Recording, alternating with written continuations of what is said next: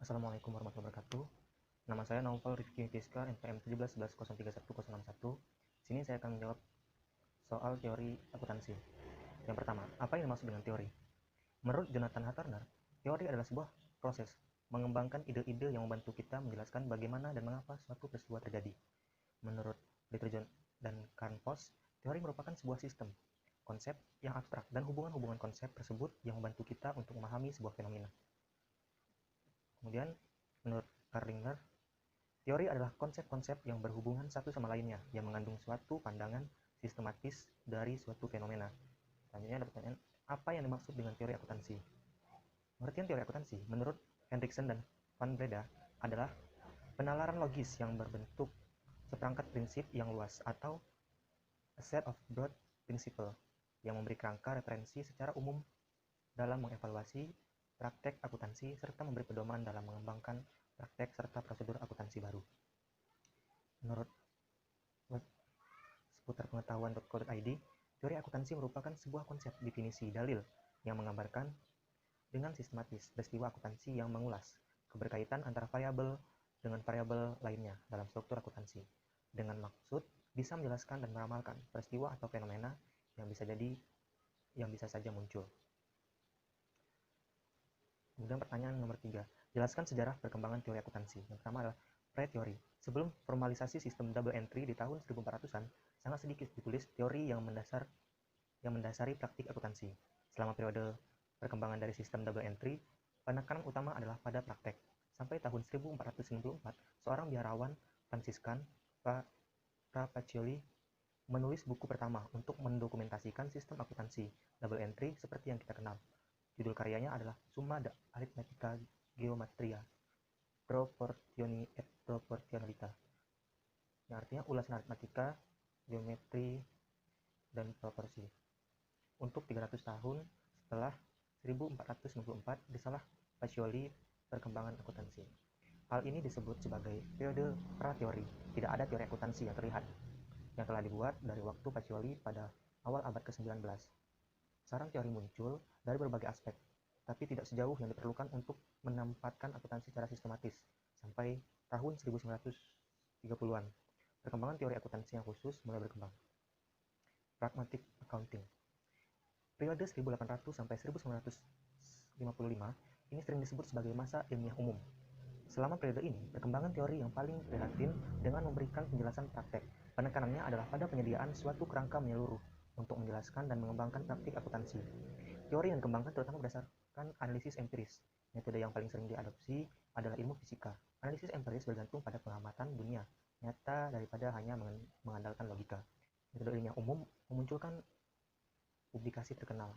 Pada tahun 1936, American Accounting Association AAA merilis pernyataan tentang prinsip akuntansi yang mempengaruhi laporan korporat.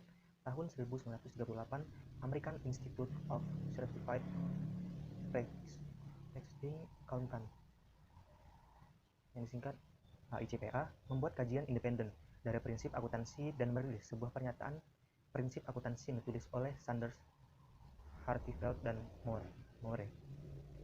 Pada tahun yang sama, AICPA membentuk Accounting Procedure Committee yang menerbitkan serangkaian buletin penelitian akuntansi.